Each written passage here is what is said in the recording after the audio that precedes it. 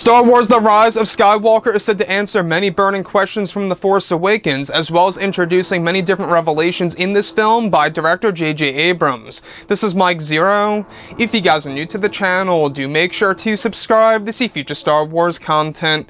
Now, what's really great about Episode 9 is that we do know that this movie is going to be a film that's really going to answer a lot of the questions from the past movies, as well as inserting a lot of revelations that will lead to a lot of twists and turns that will ultimately change our view of the entire Star Wars franchise, specifically within the Skywalker saga, which either may be a good or a bad thing for all we know. It's all a matter of how this is going to be written and executed on the big screen. Now, these past couple of weeks or so, we've been learning a whole lot more about this film, and when it all comes down to one of the set leaks, this is where things begin to get very intriguing for this movie. Now, specifically, it's described that one of the scenes that were shot during the month of January involved Mark Hamill over at Cardington, where it said that he was standing on a large platform in front of both Adam Driver and Daisy Ridley, where it's described to be a sequence in which Mark Hamill as Luke Skywalker interrupts both Rey and Kylo Ren during one of their lightsaber duels, where it's said to be Luke's first appearance as a Force ghost for both Rey and Kylo at the same time together. It said that many wind machines were used where both Adam Driver and Daisy were knocked down on the ground from the force of the wind by the appearance of Luke's Force ghost, where tons of debris was said to be flying around that will be inserted during post-production. Adam Driver was instructed to act in a way as if he was confused and in fear of what Luke was able to do to the environment in the netherworld of the Force. The sequence is described to show just how powerful a Force ghost can be, and exactly what J.J. Abrams plans in order to evolve the concept of Force ghosts in The Rise of Skywalker.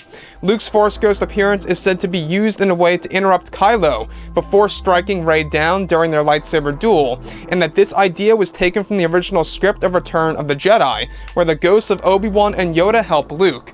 So I really want to go over a couple of parts about this. Now, not only does this sound like a very intense moment between the three main characters in the sequel trilogy, of course being Luke, Rey, and Kylo Ren, but it's also a way of really telling us exactly how powerful Luke Skywalker can be as a Force ghost. Now, we've seen an example of this in The Last Jedi by Rian Johnson, where he decided to basically show us that Yoda was able to initiate lightning strikes from the sky, in the mortal world.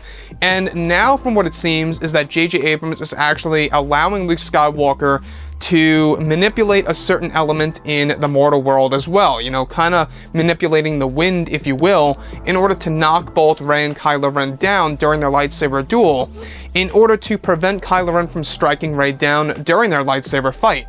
So what I like about this is that this is actually said to be a sequence that was taken directly from the original script of Return of the Jedi. In case you guys did not know, there was an original idea by George Lucas where we had the Force ghost of Obi-Wan and Yoda actually protecting a young Luke Skywalker from Emperor Palpatine using the Force lightning technique against Luke Skywalker, where the Force ghosts were able to literally, pretty much bounce that lightning away from Luke Skywalker. So you can really see how J.J. Abrams is, of course, using the original script of Return of the Jedi as a form of inspiration in order to show us something rather spectacular for the character of Luke Skywalker. Now, like I say, there are still a lot of people out there that aren't really sold on Luke Skywalker being a Force ghost, where he actually shifts from being, transparent with the blue hue and the transparency to a more solid form as if he is flesh and blood.